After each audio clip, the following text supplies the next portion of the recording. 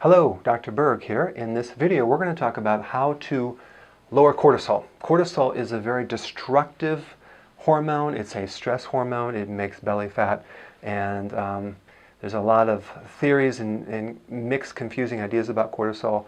But I'm going to show you what is known about cortisol as far as how to lower it, things that you can do, things that you can avoid.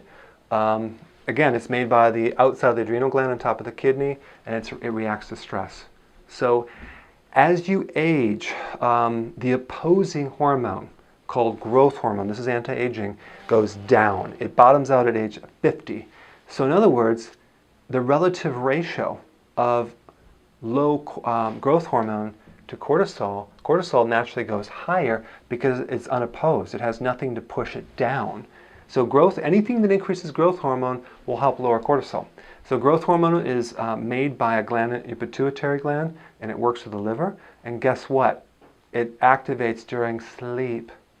So if you can get more sleep or do something to improve your sleep, then you will help yourself lower cortisol, whatever that means. More sleep, but not necessarily taking a drug, but doing it naturally. More sleep, more growth hormone, less cortisol. Okay, that's number one. Number two, IGF. What's IGF? Insulin-like growth factor. What is that? That is a hormone that is very similar to growth hormone, but it's produced by your liver. So it's released by the liver, and it regulates fat burning, and it actually helps regulate blood sugars when you're not eating. So insulin regulates sugar when you're eating. IGF regulates sugars when you're not eating, and primarily when you're sleeping. So if you're just grazing all day, eating all day long, and never give your body a chance not to eat, then you will not trigger growth hormone unless you're sleeping really good. So I recommend do 2 to 3 meals a day if you really want to stimulate this and not have too many snacks. And you'll find that your IGF will go up, because anything that increases growth hormone will also increase this one here. So these kind of work together right here. All right? Number 3, sun. Getting sun on a regular basis. That's very, very, very powerful to lower cortisol. You know, you go to the beach, you get sun, and you feel calmer, and then you take a nap. Sleep and sun lower cortisol. So really what you need to do is go to the beach for about 6 months and get sun and sleep. Sun and sleep, and then, I'm just kidding, if you can do that. So we have sun and sleep, and then vitamin D will also help as well. I've done other videos on this, but you need to get D3. D3 is really good to help lower cortisol, but realize that when you take it, get it in daily dosages of about 10,000 international units.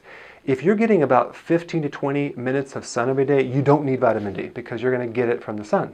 But in the days that it's cloudy, take the D3, 10,000 IUs, but make sure you're taking vitamin K2 with it. I created a video on that. I'll put a link down below because you need to get the full scoop of what to take if you're taking that much vitamin D, just to balance it out.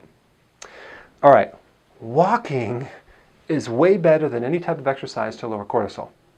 Long walks, getting space, very therapeutic. Acupressure, that's one thing I do. I found that all stress accumulates and you have to extract the stress manually on the body. So there is techniques to help pull the stress out of your body so your body can sleep up here. So we do acupressure to increase the sleep. Okay, potassium, increase your potassium. Normally in your body you need 4,700 milligrams a day. That's 7 to 10 cups of salad a day. This will help to balance cortisol as well, because potassium supports part of the nervous system that helps recovery. It's called the parasympathetic nervous system. Okay, that opposes the flight or fight mechanism. That's the anti-cortisol thing. So potassium is very, very good. And there's also another thing, vitamin B1, very important. Make sure you get your B1 through nutritional yeast, not synthetic vitamins. Nutritional yeast is a natural form of B1, and take a teaspoon or a tablespoon, put it in some plain kefir or yogurt, mix it all up a little bit, and then eat it. If you don't like the taste, put it in peanut butter, something like that, applesauce. But B1 is a very, very, very, very good thing. And, okay, I thought of another one. Calcium. A little calcium before bed. Calcium citrate, calcium lactate. Don't consume calcium carbonate. That's a very bad one, but calcium will also help before bed. It'll help you sleep.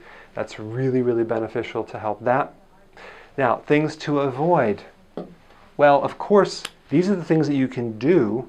These things you shouldn't do, and that would be, hang out with stressful people, people that bring you down. There's two types of people, people that bring you up and people that bring you down. Just avoid those negative, covert, hostile people, and that's important. So basically, this is about changing your environment with people, and just mainly people, whether it's stressful environment that you live in, job-wise or whatever. Just keep improving that, because that can severely affect your general state of being and the cortisol. Because if you're living in an environment that's constantly stressful, you're going to have a heck of a time with this right here.